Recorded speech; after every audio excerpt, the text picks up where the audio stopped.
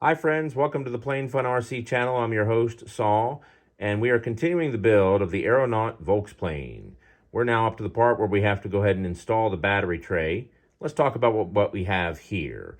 This is the 10S battery tray available from Gator RC.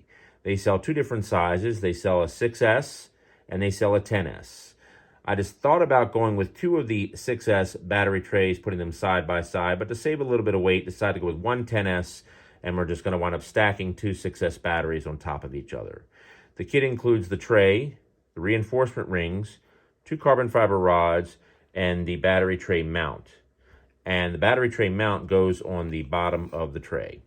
Now, one of the nice things about the actual Volksplane itself is because it's a wide-body aircraft, it has, this particular model, that is, it has a very nice hatch on the side, and that hatch makes it very easy to access the batteries. Now, to determine battery placement, I had to keep one very important thing in mind, and that is the mount that's here, since it mounts to the bottom of the tray, has to clear the floor of the battery compartment because the straps pass underneath the battery mount.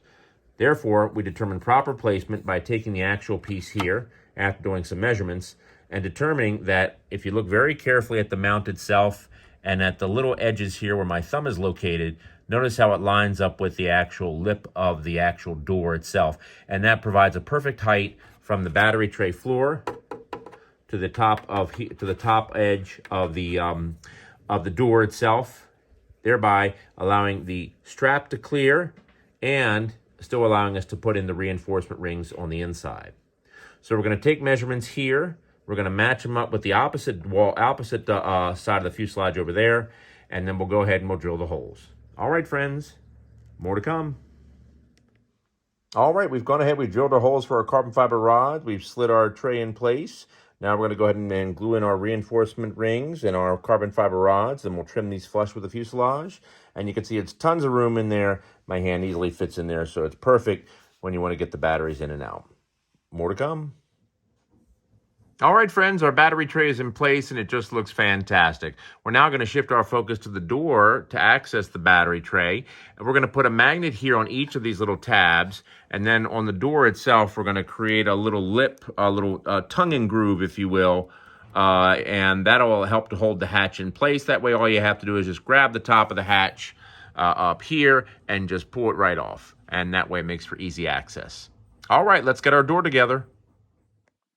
All right, friends, you can see our door is complete and it looks fantastic. What we did is we went ahead and put on this red anodized thumb screw to act as a little knob so I can grab the knob to be able to pull the actual hatch off. We added the additional pieces of wood here that you can see, and these pieces of wood are very important because when you go to drill the holes for the actual 1/4-inch magnets for the door, you're going to want a little extra wood there, so you'll create a nice well to add epoxy to hold the magnets in place. And make sure you use epoxy and not CA. Rare earth magnets just don't stay in very well when you use CA. They do a much better job with epoxy. And I'll just show you real quick what it looks like on the inside here with regards to the magnets. We're going to give this a good pull, and that comes right off, as you can see. And there's our magnets there. Now, we also added a tongue and groove, and you can see that tongue and groove right there from the side view. And it's just two roughly about 1/4-inch pieces of ply, roughly. And you want to make sure that you add a spacer between the two. I only added 1/32. I think I probably should have gone with about a 1/8 because I actually had to sand that little tongue to make it a little thinner. And I also had to sand this part of the door to make that a little thinner so it would fit properly.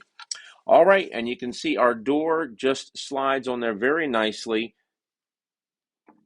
like so. Boom, there you go. It's a great fit.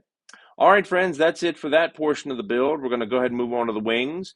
Thank you for watching. Please like and subscribe. More to come.